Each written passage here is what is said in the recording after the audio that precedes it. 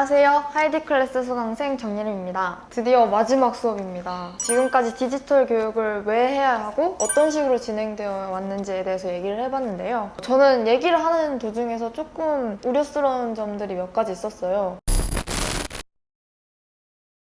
아무래도 지금 시스템에서는 내가 태블릿을 갖고 있거나 디지털 기기를 갖고 있으면 아무래도 궁금할 때 딴짓을 하게 돼 있잖아요. 사실 선생님들도 똑같아요. 제가 연수할 때 선생님들 관심 없으면 딴짓 하세요. 저는 이제 자유롭게 얘기를 하거든요. 뭐 도움 되실 것 같으면 들으시고 아니면 딴 거 하셔도 상관없습니다. 선생님들도 제일 걱정하는 게 학생들이 딴짓 할까 봐. 제가 스마트 교육을 2011년에 시작을 했는데 시작하기 전에 제일 먼저 개발을 한 게 학생들의 디바이스를 모니터링하고 제어할 수 있는 것부터 시작을 했었어요. 그러니까 지금도 선생님들이 그걸 제일 원하세요. 애들이 뭔 짓 하는지 딱 보고 못하게 할 거야 이걸 제일 원하시긴 하는데 맞아요. 모든 게 만약에 기록이 된다 그러면 딴짓 하는 것도 다 기록이 돼요. 우리 사이버 폭력이 왜 더 위험한지 아세요?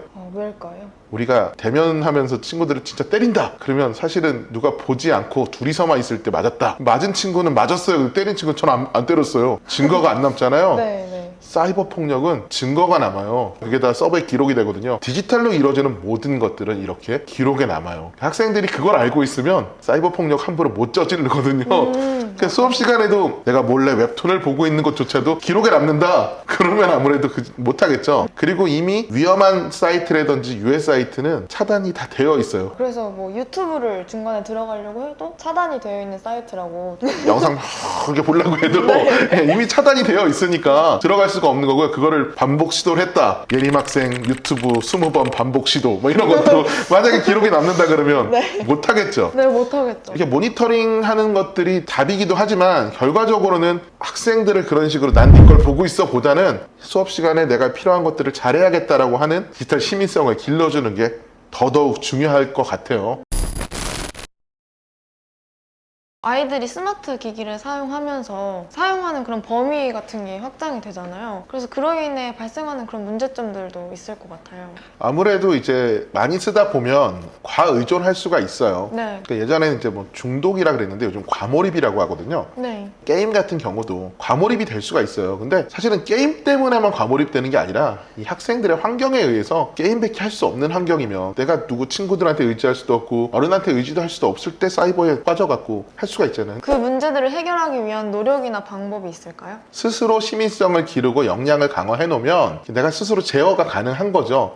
아, 이게 필요한 만큼만 딱 하고 멈출 수 있는 역량도 꼭 필요한 건데 자꾸 한 번만 더 하게 되잖아요. 맞아요. 그럴 때 거기서 제어가 되는 거고, 제어가 안 될 때 도와줄 수 있는 기술도 함께 들어가지 않을까 생각합니다. 디지털 교육을 하면서 지역별로도 편차가 심할 것 같고 또 학생별로도 개인별로 좀 편차가 있을 것 같은데요. 저는 어떻게 활용을 하냐면요, 디지털에 익숙한 아이들이 분명히 학급에 있어요. 근데 그 아이들을 저의 사도로 씁니다. 저의 제자 중 사도로 써. 문제점이 있을 때 친구를 도와줄 때 제가 직접 안 도와주고요. A가 잘하잖아요. 근데 사실 이 A가 예전에 되게 말썽꾸러기일 수도 있어요. 이 A한테 역할을 줘요. 네가 도와줘. 그럼 이 A는 으쓱해요. 내가 선생님 대신에 이 문제를 해결해. 나보다 공부 훨씬 잘하는 애인데 디지털적으로 내가 더 잘하니까 가서 가르쳐 주는 거예요. 평소에는 제가 저를 도와줄 수밖에 없었는데 디지털 환경에서는 이 친구가 도와줄 수 있잖아요. 친구들을 이용하기도 하고요. 지역별 편차 같은 게 분명히 있을 수 있어요. 그래서 이제 표준적인 것들, 웹이나 이런 것들을 이용해서 학생들에게 충분히 키워줄 수 있는, 그리고 이제 우리가 직접 찾아가지 않아도 디지털 멘토링이 가능하잖아요. 줌으로도 멘토링 가능하잖아요. 뭐 줌뿐이 아니라 화상 시스템들이 이제는 너무나 일반화됐잖아요. 이제는 그냥 보이스톡이나 그냥 화상 얼굴 보면서도 요금 안 내고 통화하잖아요. 그러니까 전 국민의 디지털화가 됐어요. 이 코로나 덕분에. 아직 코로나가 끝나진 않았지만 코로나가 좀 긍정적인 게 있다면 이렇게 전 국민의 디지털화를 앞당겨줬고 학교의 이런 디지털화를 앞당겨줄 수 있는 기회를 만들어준 거죠. 코로나 그 전염병이 돌던 그 시기에도 결국은 다시 친구들과 온라인 공간에서 공부를 할 수 있었잖아요. 앞으로 이렇게 수업 등교를 하더라도 이게 디바이스가 있고 하면 선생님들도 과제 받고 이런 거는 디지털이 훨씬 편하다는 걸 알고 계실 거고요. 학생들도 이제는 친구들하고 협업할 때 막 이게 종이에 적는 게 아니라 디지털로 협업하는 게 훨씬 편하다는 거를 쉽게 알 수가 있잖아요. 그래서 그런 방식으로 수업이 계속 변화되지 않을까 생각하고 있습니다. 또 요즘에는 클라우드 기반이라 하고 있는 것들을 제가 볼 수가 있어요. 잘 하고 있는지 들어가서 지금 막 예림 학생이 거기서 뭐 글을 쓴다. 네. 그럼 제가 들어가서 글 쓰는 과정을 볼 수가 있고 잘 안 되는 거 있으면 제가 도와줄 수도 있어요. 아, 진행을 하고 있는 작업을 들어가가지고. 네, 진행을 제가 이제 하고. 클라우드 쪽으로 이제 제가 공유를 해주면 문서를 거기서 작성을 할 수 있게 만들어 주는 거거든요. 제가 그 문서에 대한 공동 권한을 갖고 있기 때문에 예림 학생이 막 글을 쓰고 있는데 이미지를 넣다가 선생님 뭐가 안 들어가요 그러면 제가 대신 넣어줄 수도 있어요. 오. 어떻게 보면 글쓰기나 국어 수업 때 첨삭 지도 같은 것도 바로바로 선생님들이 해줄 수도 있으니까 훨씬 더 도움이 될 수 네, 있죠. 네.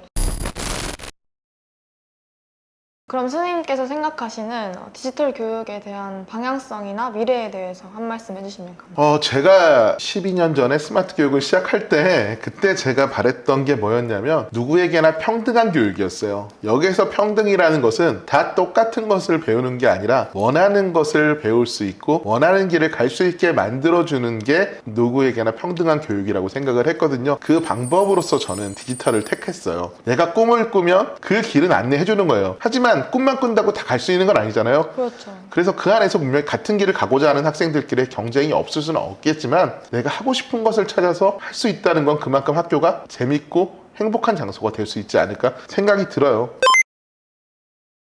디지털 세상에서 살아남으려면 당연히 디지털 시민의식 중요하고 디지털 역량도 중요한데 제일 중요한 건 함께 어울려가는 거예요. 친구들과 사람들과 나 혼자 잘난 게 아니라 다른 사람을 배려하고 커뮤니케이션, 소통하는 역량이랑 또 협업하는 거를 되게 얘기를 많이 하거든요. 나 혼자가 아니라 함께 갈 수 있는 것. 예전 같으면 한 명의 리더가 세상을 이끌어갔다 그러면 이제는 여러 명이 함께 머리를 맞대고 살아갈 수 있는 그런 역량이 중요하거든요. 그래서 이 디지털 교육에서는 또 그런 쪽도 강조를 많이 하고 있으니까 학생들이 친구들과 어울려서 문제 해결하는 경험을 함께 함으로써 디지털 시대 리더가 될 수 있도록 만들어주려고 합니다.